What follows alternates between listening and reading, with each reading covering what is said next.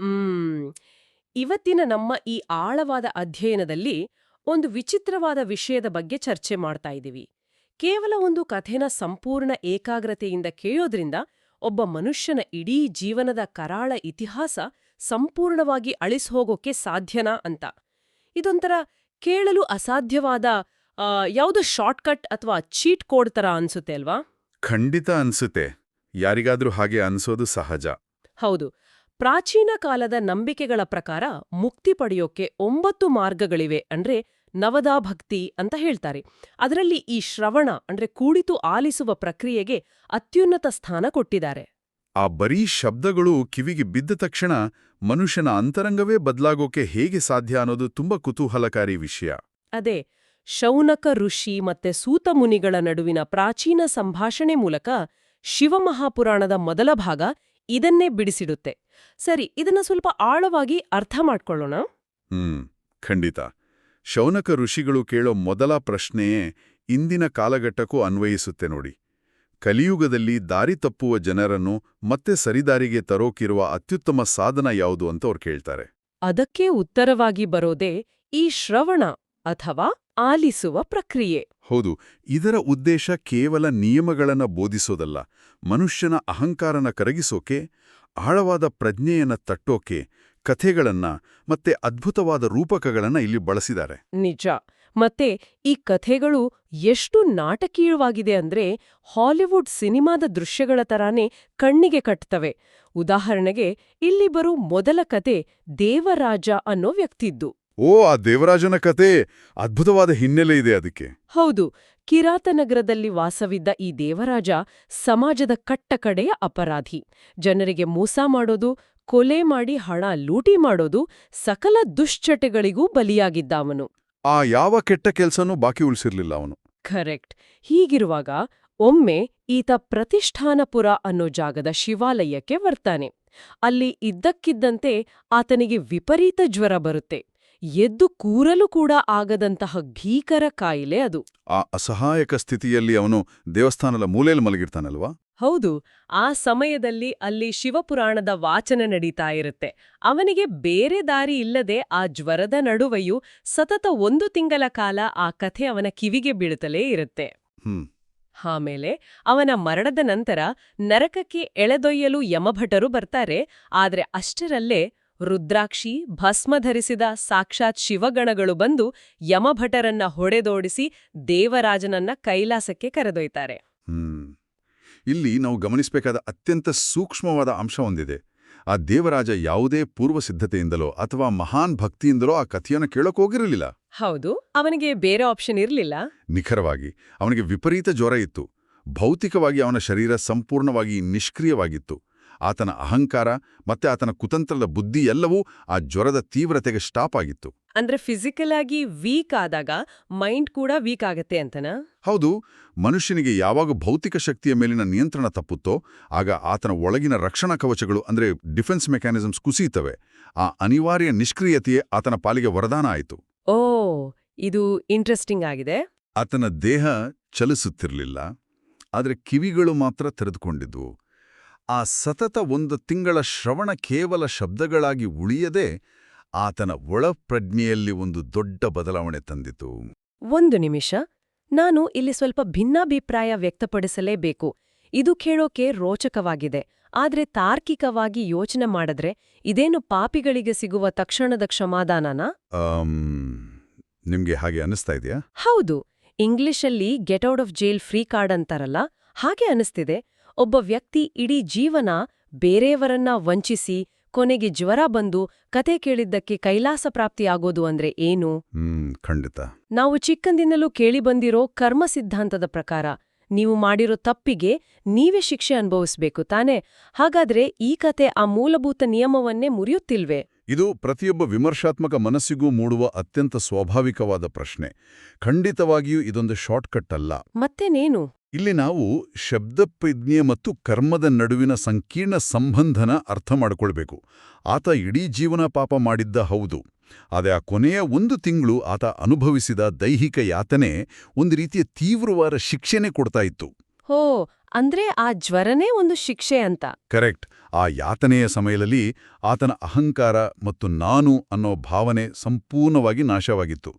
ಆಧುನಿಕ ವಿಜ್ಞಾನದ ಪ್ರಕಾರವೂ ಮನುಷ್ಯನ ಮೆದುಳು ವಿಪರೀತ ಅಸಹಾಯಕ ಸ್ಥಿತಿಯಲ್ಲಿದ್ದಾಗ ಹೊಸ ಮಾಹಿತಿಯನ್ನ ಯಾವುದೇ ಫಿಲ್ಟರ್ ಇಲ್ಲದೆ ನೇರವಾಗಿ ಸಬ್ಕಾನ್ಷಿಯಸ್ ಮೈಂಡ್ಗೆ ತಗೊಳ್ಳುತ್ತೆ. ಆಹಾ, ದೈವಿಕ ಶಬ್ದಗಳು ಆತನ ಅಹಂಕಾರದ ಖಾಲಿ ಜಾಗವನ್ನ ತುಂಬಿದ್ವು ಅಂತ ಹೇಳ್ತಿದ್ದೀರಾ? ಹೌದು, ಇದು ಕರ್ಮವನ್ನ ಬೈಪಾಸ್ ಮಾಡಿದ್ದಲ್ಲ, ಬದಲಿಗೆ ಅತ್ಯಂತ ತೀವ್ರವಾದ ಕಂಡೆನ್ಸ್ಡ್ ರೂಪದಲ್ಲಿ ನಡೆದ ಮಾನಸಿಕ ಶುದ್ಧೀಕರಣ. ಕರ್ಮದು ಬೇರಿರೋದು ನಮ್ಮ ಅಹಂಕಾರದಲ್ಲಿ. ಅಹಂಕಾರನೇ ಕರಗಿ ಹೋದಾಗ ಹಳೆಯ ಕರ್ಮದ ಅಸ್ತಿತ್ವ ಕೂಡ ತನ್ನ ಹಿಡಿತವನ್ನ ಕಳೆದುಕೊಳ್ಳುತ್ತೆ. ಓ, ಇದು ನಿಜಕ್ಕೂ ಹೊಸ ದೃಷ್ಟಿಕೋನ. ಅಂದ್ರೆ ಆತನ ದೈಹಿಕ ಯಾತನೆ ಮತ್ತೆ ನಿರಂತರವಾದ ಶ್ರವಣ ಎರಡೂ ಸೇರಿ ಆತನ ಒಳಗಿನ ಸಾಫ್ಟ್ವೇರ್ ಅನ್ನ ಸಂಪೂರ್ಣವಾಗಿ ಫಾರ್ಮ್ಯಾಟ್ ಮಾಡಿದ್ವು ಅನ್ನಬಹುದು. ಹೌದು, ಎಕ್ಸಾಕ್ಟ್ಲಿ, ಫಾರ್ಮ್ಯಾಟ್ ಮಾಡಿದ ಹಾಗೆ. ದೇವರಾಜನ ಕಥೆ ಒಂದು ರೀತಿಯ ನಿಷ್ಕ್ರಿಯ ಆಲಿಸುವಿಕೆ ಅಂದ್ರೆ ಪ್ಯಾಸಿವ್ ಲಿಸ್ನಿಂಗ್ಗೆ ಉದಾಹರಣೆ ಆದ್ರೆ, ಸಕ್ರಿಯವಾದ ಪಶ್ಚಾತ್ತಾಪ ಹೇಗೆ ಕೆಲಸ ಮಾಡುತ್ತೆ ಅಂತ ವಿವರಿಸೋಕೆ ವಾಷ್ಕಲ ಗ್ರಾಮದ ಮತ್ತೊಂದು ಕಥೆ ಬರುತ್ತೆ. ಹೌದು, ಚಂಚುಲ ಮಧ್ಯೆ ಬಿಂದುಕನ ಕಥೆ. ಕರೆಕ್ಟ್. ಇಲ್ಲಿ ಬಿಂದುಕ ಭ್ರಷ್ಟ ಬ್ರಾಹ್ಮಣನಾಗಿದ್ದು ಸಮಾಜ ಒಪ್ಪದ ಎಲ್ಲ ಪಾಪಕರ್ಮಗಳಲ್ಲೂ ತೊಡಗಿರ್ತಾನೆ. ಆತನ ಪ್ರಭಾವದಿಂದ ಆತನ ಪತ್ನಿ ಚಂಚುಲ ಕೂಡ ದಾರಿ ತಪ್ಪುತ್ತಾಳೆ. ಇಬ್ಬಳು ಪಾಪದ ದಾರಿಯಲ್ಲೇ ಇದ್ರು. ಆಮೇಲೆ ಬಿಂದುಕ ಸತ್ತ ನಂತರ ವಿಂಧ್ಯ ಪರ್ವತದಲ್ಲಿ ಒಂದು ಭಯಂಕರ ಪಿಶಾಚಿಯಾಗ್ತಾನೆ. ಇತ್ತ ವಿಧವೆಯಾದ ಚಂಚುಲ ತನ್ನ ಹಳೆ ಪಾಪದ ಬದುಕನ್ನೇ ಮುಂದುವರಿಸ್ತಾಳೆ. ಆಕೆಗೂ ತನ್ನ ತಪ್ಪಿನ ಅರಿವಿರ್ಲಿಲ್ಲ. ಹೌದು, ಆದ್ರೆ ಒಮ್ಮೆ ಆಕೆ ಗೋಕರ್ಣ ಕ್ಷೇತ್ರಕ್ಕೆ ಹೋದಾಗ ಅಲ್ಲಿ ನಡೀತಾ ಇದ್ದ ಪುರಾಣ ವಾಚನದಲ್ಲಿ ವ್ಯಭಿಚಾರಿಗಳಿಗೆ ನರಕದಲ್ಲಿ ಕಾದ ಕಬ್ಬಿಣದ ಸರಳುಗಳಿಂದ ಸಿಗುವ ಭಯಾನಕ ಶಿಕ್ಷೆಯ ವರ್ಣನೆಯನ್ನ ಕೇಳ್ತಾಳೆ. ಅಲ್ಲಿ ಆಕೆಗೆ ರಿಯಾಲಿಟಿ ಚೆಕ್ ಸಿಗುತ್ತೆ. ಪಾಪಗಳನ್ನ ಎಳೆ ಎಳೆಯಾಗಿ ಒಪ್ಪಕೊಂಡು ಬಿಕ್ಕಿ ಬಿಕ್ಕಿ ಅಳ್ತಾಳೆ. ಇಲ್ಲಿ ಆ ಗುರುಗಳು ಚಂಚುಲಿಗೆ ಹೇರುವೊಂದು ಮಾತಿದೆ, ಪಶ್ಚಾತ್ತಾಪವೇ ಅತಿ ದೊಡ್ಡ ಪ್ರಾಯಶ್ಚಿತ ಅಂತ. ಇದನ್ನ ಕೇಳ್ದಾಗ ನನ್ಗೆ ತಕ್ಷಣ ನೆನ್ಪಾಗಿದ್ದು ಇಂದಿನ ಆಧುನಿಕ ಮನೋವಿಜ್ಞಾನದ ಮೆಂಟಲ್ ಡಿಟಾಕ್ಸ್ ಪ್ರಕ್ರಿಯೆ. ನೀವು ಮಾಡಿರೋ ಈ ಹೋಲಿಕೆ ಅತ್ಯಂತ ನಿಖರವಾಗಿದೆ. ಆಧುನಿಕ ಕಾಗ್ನಿಟಿವ್ ಬಿಹೇವಿಯರಲ್ ಥೆರಪಿ ಅಥವಾ ಸಿಬಿಟಿಯಲ್ಲಿ ಮೊದಲನೇ ಮತ್ತೆ ಅತ್ಯಂತ ಕಷ್ಟಕರವಾದ ಹಂತವೇ ಎಕ್ಸೆಪ್ಟೆನ್ಸ್ ಅಥವಾ ಒಪ್ಪುಕೊಳ್ಳುವಿಕೆ. ನಿಜ, ತಪ್ಪು ಒಪ್ಕೊಳ್ಳೋದಷ್ಟು ಸುಲಭವಲ್ಲ. ಹೌದು, ಬಹುತೇಕರು ತಮ್ಮ ತಪ್ಪುಗಳನ್ನು ಜಸ್ಟಿಫೈ ಮಾಡ್ಕೊಳ್ಳೋಕೆ ಪ್ರಯತ್ನಿಸ್ತಾರೆ ಹೊರತು ಅದನ್ನು ಒಪ್ಪುಕೊಳ್ಳೋ ಧೈರ್ಯ ಮಾಡಲ್ಲ. ಆದರೆ ಚಂಚುಲೆ ಹಾಗೆ ಮಾಡ್ಲಿಲ್ಲ. ಆಕೆ ಸಂಪೂರ್ಣವಾಗಿ ಶರಣಾದಳು. ಕರೆಕ್ಟ್. ಆಕೆ ತನ್ನ ಅಹಂಕಾರನ, ತನ್ನ ಸಾಮಾಜಿಕ ಮುಖವಾಡನ್ನ ಸಂಪೂರ್ಣವಾಗಿ ಕಳಿಸಿಟ್ಲು. ಆಕೆಯ ಆ ಕಣ್ಣೀರು, ಆ ಆಳವಾದ ಪಶ್ಚಾತ್ತಾಪ ಆಕೆಯ ಒಳಗಿನ ಕಲ್ಮಶವನ್ನು ತೊಳೆದುಹಾಕಿತು. ಆ ಗುರುಗಳ ಮಾರ್ಗದರ್ಶನ ಕೂಡ ಆಕೆಗೆ ಸಿಕ್ತು ಅಲ್ವಾ? ಹೌದು. ಆ ಸಕ್ರಿಯವಾದ ಶ್ರವಣ ಮತ್ತೆ ಪಶ್ಚಾತ್ತಾಪದ ಶಕ್ತಿ ಎಷ್ಟಿತ್ತಂದ್ರೆ ಕೇವಲ ಪಾಪಮುಕ್ತಳಾಗುವುದಷ್ಟೇ ಅಲ್ಲ, ಆಕೆ ಶಿವಪುರಿ ಸೇರಿದಾಗ ಸಾಕ್ಷಾತ್ ಉಮಾದೇವಿಯ ಸಖಿಯಾಗಿ ಅತ್ಯುನ್ನತ ಸ್ಥಾನವನ್ನು ಪಡಿತಾಳೆ. ಇದು ಕೇವಲ ಕ್ಷಮಾದಾನ ಅಲ್ಲ, ಇದು ಪರಿವರ್ತನೆಯ ಉತ್ತುಂಗ. ಅದ್ಭುತ. ಆಕೆಯ ಸಕ್ರಿಯವಾದ ಪಶ್ಚಾತ್ತಾಪ ಆಕೆಗೆ ಅತ್ಯುನ್ನತ ಸ್ಥಾನನ ತಂದುಕೊಡ್ತು. ಆದ್ರೆ ಕಥೆ ಇಲ್ಲಿಗೆ ಮುಗಿಯೋದಿಲ್ಲ ಅಲ್ವಾ? ಇಲ್ಲ, ಇನ್ನೊಂದು ಪ್ರಮುಖ ಭಾಗ ಇದೆ. ಆಕೆಯ ಗಂಡ ಬಿಂದುಕನ ಪರಿಸ್ಥಿತಿ ಏನಾಯ್ತು? ಆತ ವಿಂಧ್ಯ ಪರ್ವತದಲ್ಲಿ ಪಿಶಾಚಿಯಾಗಿ ನರಳ್ತಾ ಇರ್ತಾನೆ. ತನ್ನ ಗಂಡನ ಈ ದುರವಸ್ಥೆನ ಅರಿತ ಚಂಚುಲೆ ಪಾರ್ವತಿ ದೇವಿಯಲ್ಲಿ ಆತನನ್ನ ರಕ್ಷಿಸುವಂತೆ ಬೇಡಿಕೊಳ್ತಾಳೆ. ಹೌದು, ಪಾರ್ವತಿಯು ಕರುಣೆಯಿಂದ ಗಂಧರ್ವರಾಜ ತುಂಬುರುವನ್ನು ಅಲ್ಲಿಗೆ ಕಳುಹಿಸ್ತಾಳೆ. ಆ ತುಂಬುರು ಬಂದು ಆ ಪಿಶಾಚಿಯನ್ನ ಕಾಪಾಡೋ ದೃಶ್ಯ ಪ್ರಾಮಾಣಿಕವಾಗಿ ಹೇಳ್ಬೇಕಂದ್ರೆ ನನ್ಗೆ ಸ್ವಲ್ಪ ವಿಚಿತ್ರ ಅನ್ನಿಸ್ತು. ಓ, ಯಾಕೆ ಹಾಗೆ ಅನ್ನಿಸ್ತು? ತುಂಬುರು ಅಲ್ಲಿಗೆ ಬಂದು ಆ ವಿಕಾರ ರೂಪದ ಬಿಂದುಕ ಪಿಶಾಚಿಯನ್ನ ಒಂದು ಪಾಶದಿಂದ ಅಂದ್ರೆ ಹಗ್ಗದಿಂದ ಕಟ್ಟಿ ಹಾಕ್ತಾನೆ. ನಂತರ ಅಲ್ಲಿ ಒಂದು ಮಂಟಪ ನಿರ್ಮಿಸಿ ಬಲವಂತವಾಗಿ ಆತನಿಗೆ ಆ ಕಥೆಗಳನ್ನ ಆಲಿಸುವಂತೆ ಮಾಡ್ತಾನೆ. ಆ ಕಥೆ ಕೇಳಿದ ನಂತರ ಆ ಪಿಶಾಚಿ ದಿವ್ಯ ಶರೀರ ಪಡೆದು ಕೈಲಾಸ ಸೇರ್ತಾನೆ. ಈಗ ಇಲ್ಲಿ ನನ್ನ ಪ್ರಶ್ನೆ ಏನಂದ್ರೆ, ಪಾಶದಿಂದ ಕಟ್ಟಿ ಹಾಕಿ ಕಥೆ ಕೇಳಿಸೋದು ಅಂದ್ರೆ ಏನು? ಆಧುನಿಕ ಮನೋವಿಜ್ಞಾನದ ಪ್ರಕಾರ ಯಾರಿಗಾದ್ರೂ ಬಲವಂತವಾಗಿ ಥೆರಪಿ ಕೊಟ್ರೆ ಅಥವಾ ಬಲವಂತವಾಗಿ ರಿಹ್ಯಾಬ್ಗೆ ಸೇರಿಸಿದ್ರೆ ಅದು ಕೆಲ್ಸ ಮಾಡೋದಿಲ್ಲ ಅಲ್ವಾ? ಮನುಷ್ಯನಿಗೆ ತಾನಾಗಿಯೇ ಬದಲಾಗ್ಬೇಕು ಅನ್ನೋ ಇಚ್ಛೆ ಇರ್ಬೇಕು ತಾನೇ? ಇದು ನಿಜಕ್ಕೂ ಅತ್ಯುತ್ತಮವಾದ ಪ್ರಶ್ನೆ. ಇಲ್ಲಿ ನಾವು ಪಿಶಾಚಿ ಅನ್ನೋ ಪದನ ಕೇವಲ ದೆವ್ವಭೂತ ಅನ್ನೋ ಅರ್ಥದಲ್ಲಿ ನೋಡಬಾರ್ದು. ಮತ್ಯಾವ ಅರ್ಥದಲ್ಲಿ ನೋಡ್ಬೇಕು? ಪ್ರಾಚೀನ ಮನೋವಿಜ್ಞಾನದಲ್ಲಿ ಪಿಶಾಚಿ ಅಂದ್ರೆ ಯಾರು ಗೊತ್ತಾ? ಕೇವಲ ಆಸೆ, ಕೋಪ ಮತ್ತು ಹಸಿವಿಗಳಿಂದಲೇ ತುಂಬಿರೋ, ಆದರೆ ಆ ಆಸೆಗಳನ್ನು ತೀರ್ಸ್ಕೊಳ್ಳೋಕೆ ಭೌತಿಕ ದೇಹ ಇಲ್ಲದ ಒಂದು ಅತೃಪ್ತ ಪ್ರಜ್ಞೆ. ಓ, ಅಂದ್ರೆ ಬರೀ ಡಿಸೈರ್ಸ್ ಮಾತ್ರ ಇರುತ್ತೆ. ಹೌದು. ಬಿಂದುಕನಿಗೆ ತನ್ನ ಜೀವಿತಾವಧಿಯಲ್ಲಿಯೇ ತನ್ನ ಇಂದ್ರಿಯಗಳ ಮೇಲೆ ಕಂಟ್ರೋಲ್ ಇರಲಿಲ್ಲ. ಬದುಕಿದ್ದಾಗಲೂ ತನ್ನ ಚಟಗಳಿಗೆ ದಾಸನಾಗಿ ಅಲೆದಾಡ್ತಾ ಇದ್ದ. ಸತ್ತ ಮೇಲೂ ಅದೇ ಚಂಚಲ ಪ್ರಜ್ಞೆ ಮುಂದುವರಿತು. ಇದು ಇಂದಿನ ಅಡಿಕ್ಷನ್ಗೆ ಹೋಲಿಕೆ ಆಗುತ್ತೆ ಅಲ್ವಾ? ಖಂಡಿತ. ಇಂದಿನ ಕಾಲಕ್ಕೆ ಹೋಲಿಸೋದಾದರೆ ವಿಪರೀತ ಡೋಪಮೈನ್ ವ್ಯಸನಕ್ಕೆ ತುತ್ತಾದ, ಒಂದು ಕ್ಷಣವೂ ಸ್ತಬ್ಧವಾಗಿ ಕೂರಲಾಗದ ವಿಚಲಿತ ಮನಸ್ಸಿಗೆ ಇದನ್ನು ಹೋಲಿಸಬಹುದು. ಅವನ ಮನಸ್ಸು ಎಷ್ಟು ವಿಚಲಿತವಾಗಿತ್ತು ಅಂದ್ರೆ ಸುಮ್ಮನೆ ಕುಳಿತು ಒಂದು ಒಳ್ಳೆಯ ಮಾತನ್ನ ಕೇಳೋ ವ್ಯವಧಾನನೇ ಇರಲಿಲ್ಲ. ಅಂದ್ರೆ ಅವನ ಅಟೆನ್ಷನ್ ಸ್ಪ್ಯಾನ್ ಸಂಪೂರ್ಣವಾಗಿ ನಾಶವಾಗಿತ್ತು ಅಂತಾನೆ ಹೇಳ್ಬೋದು. ಹೌದು, ನಿಖರವಾಗಿ. ಆದ್ದರಿಂದಲೇ ಗಂಧರ್ವರಾಜ ತುಂಬುರು ಆತನನ್ನ ಪಾಶದಿಂದ ಕಟ್ಟಿ ಹಾಕಬೇಕಾಯಿತು. ಆ ಪಾಶ ಅನ್ನೋದು ಬಲವಂತದ ಥೆರಪಿಯಲ್ಲ, ಬದಲಿಗೆ ಅದು ಕಟ್ಟುನಿಟ್ಟಾದ ಬಾಹ್ಯ ಶಿಸ್ತಿನ ರೂಪಕ. ಬಾಹ್ಯ ಶಿಸ್ತು ಅಂದ್ರೆ ಎಕ್ಸ್ಟರ್ನಲ್ ಡಿಸಿಪ್ಲಿನ್. ಹೌದು. ಮನುಷ್ಯನ ಒಳಗಿನ ನಿಯಂತ್ರಣ ವ್ಯವಸ್ಥೆ ಸಂಪೂರ್ಣವಾಗಿ ಕುಸಿದಾಗ ಹೊರಗಿನಿಂದ ಒಂದು ಗಟ್ಟಿಯಾದ ಚೌಕಟ್ಟನ್ನ ನಿರ್ಮಿಸಬೇಕಾಗತ್ತೆ.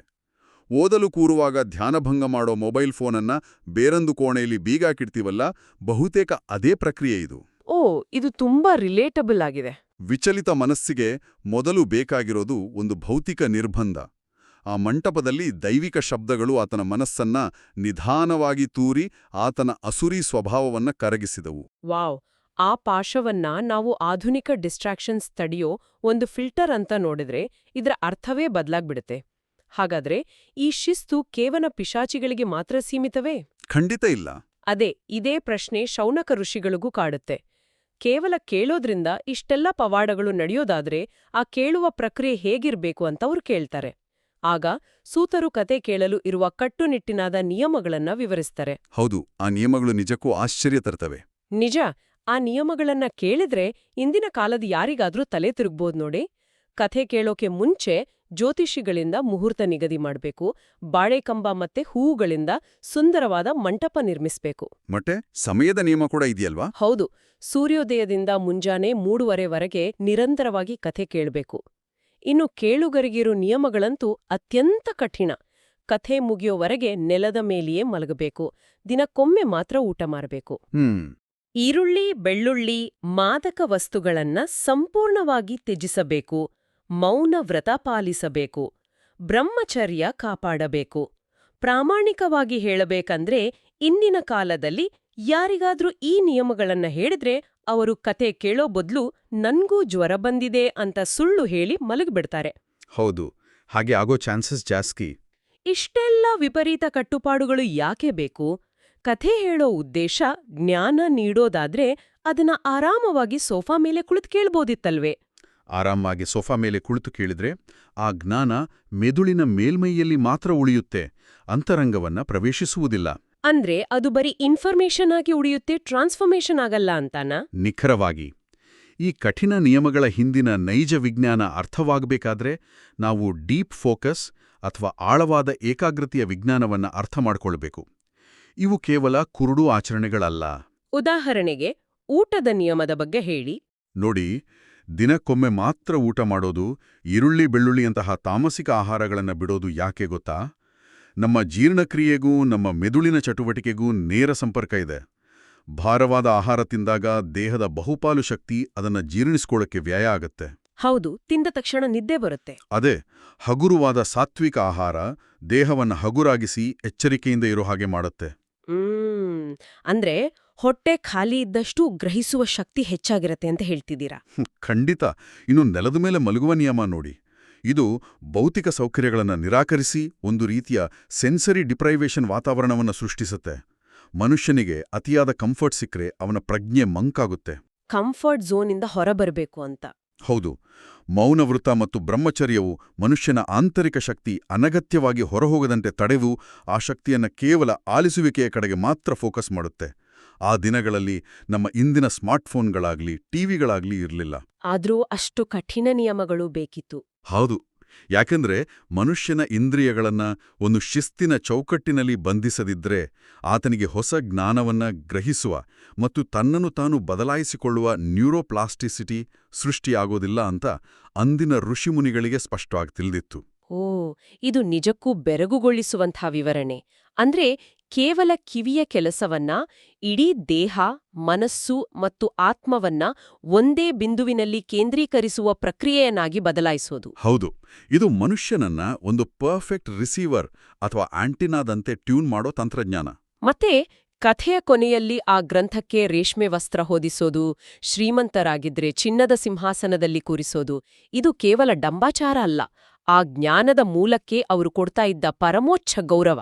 ಜ್ಞಾನವನ್ನ ಎಷ್ಟು ಗೌರವಿಸ್ತೀವೋ ಅಷ್ಟೇ ಆಳವಾಗಿ ಅದು ನಮ್ಮೊಳಗೆ ಬೇರೂರುತ್ತೆ. ಖಂಡಿತ, ಜ್ಞಾನದ ಬಗ್ಗೆ ಇರೋ ಶ್ರದ್ಧೆ ಅದು. ಒಟ್ಟಾರೆಯಾಗಿ ಈ ಎಲ್ಲಾ ವಿಷಯಗಳ ಆಳಕ್ಕೆ ಇಳಿದಾಗ ನಮಗೆ ಸ್ಪಷ್ಟವಾಗೋದೇನೆಂದ್ರೆ, ಇಲ್ಲಿ ಉಲ್ಲೇಖಿಸಿರೋ ಶ್ರವಣ ಅಂದ್ರೆ ಕೇವಲ ಕಿವಿಗೆ ಶಬ್ದಗಳನ್ನ ಬೀಳಿಸ್ಕೊಳ್ಳೋ ಮೆಕ್ಯಾನಿಕಲ್ ಪ್ರಕ್ರಿಯೆ ಅಲ್ಲ. ಹೌದು, ಅದು ಅಹಂಕಾರದ ನಾಶ. ಕರೆಕ್ಟ್. ಆಳವಾದ ಪಶ್ಚಾತ್ತಾಪದ ಮುಖೇನ ಆಗುವ ಮಾನಸಿಕ ಶುದ್ಧೀಕರಣ ಮತ್ತು ಅತ್ಯಂತ ಕಠಿಣ ಶಿಸ್ತಿನ ಮೂಲಕ ಪಡೆಯುವ ಅಂತಿಮ ಜ್ಞಾನೋದಯ. ದೇವರಾಜನ ಅನಾರೋಗ್ಯದ ಸಮಯದ ಆಲಿಸುವಿಕೆ ಇರಬಹುದು, ಚಂಚುಲೆಯ ಕಣ್ಣೀರಿನ ಪಶ್ಚಾತ್ತಾಪ ಇರಬಹುದು, ಅಥವಾ ಬಿಂದುಕ ಪಿಶಾಚಿಯನ್ನ ಪಾಶದಿಂದ ಕಟ್ಟಿಹಾಕಿ ಕತೆ ಕೇಳಿಸಿದ ಪ್ರಕ್ರಿಯೆ ಇರಬಹುದು. ದಾರಿಗಳು ಬೇರೆಯಾಗಿದ್ರೂ ಅಂತಿಮವಾಗಿ ಶಬ್ದ ಮತ್ತೆ ಪ್ರಜ್ಞೆಯ ಮಿಲನವೇ ಅವರೆಲ್ಲರನ್ನೂ ಟ್ರಾನ್ಸ್ಫಾರ್ಮ್ ಮಾಡಿದ್ದು. ಹೌದು, ಮತ್ತು ಈ ಎಲ್ಲ ಘಟನೆಗಳು ನಮ್ಗೆ ನೀಡುವ ಒಟ್ಟಾರೆ ಸಂದೇಶ ಬಹಳ ಸ್ಪಷ್ಟವಾಗಿದೆ. ಜ್ಞಾನ ಮತ್ತು ವಿವೇಕವನ್ನ ಪಡ್ಕೊಳ್ಳಲು ಮನುಷ್ಯನು ತನ್ನನ್ನು ತಾನು ಸಂಪೂರ್ಣವಾಗಿ ಯಾವುದೇ ಷರತ್ತುಗಳಿಲ್ಲದೆ ತೆರೆದುಕೊಡಬೇಕು. ಆ ಅಹಂಕಾರದ ದಪ್ಪನೆಯ ಗೋಡೆಯನ್ನ ಒಡೆದಾಕ್ಬೇಕು. ಶ್ರವಣ ಭಕ್ತಿಯ ಅಸಲಿ ಶಕ್ತಿ ಇರೋದು ನಾವು ಏನನ್ನ ಕೇಳ್ತೀವಿ ಅನ್ನೋದ್ರಲ್ಲಿ ಮಾತ್ರ ಅಲ್ಲ, ಆಲಿಸಿದ ನಂತರ ನಮ್ಮೊಳಗೆ ನಡೆಯುವ ಆ ರಾಸಾಯನಿಕ ಮತ್ತೆ ಮಾನಸಿಕ ಬದಲಾವಣೆಯಲ್ಲಿ. 100% ಸತ್ಯ. ನಮ್ಮ ಚರ್ಚೆಯ ಆರಂಭದಲ್ಲಿ ನಾವು ಒಂದು ಕುತೂಹಲಕಾರಿ ಪ್ರಶ್ನೆ ಕೇಳ್ಕೊಂಡಿದ್ವಿ. ಕೇವಲ ಕೇಳೋದ್ರಿಂದ ಪಾಪಗಳು ನಾಶ ಆಗುತ್ತಾ ಅಂತ. ಈಗ ಅದಕ್ಕೆ ಸ್ಪಷ್ಟ ಉತ್ತರ ಸಿಕ್ಕಿದೆ. ಹೌದು, ಆ ಕೇಳುವಿಕೆ ಎನ್ನುವುದು ಸುಲಭದ ದಾರಿಯಲ್ಲ, ಬದಲಿಗೆ ಅಂತರಂಗದ ಕದತಟ್ಟಿ ನಮ್ಮ ನೈಜ ಸ್ವರೂಪವನ್ನ ಎಚ್ಚರಿಸುವ ಅತ್ಯಂತ ಪ್ರಬಲವಾದ ಅಸ್ತ್ರ ಅಂತ ನಮಗೆ ಅರ್ಥವಾಗಿದೆ.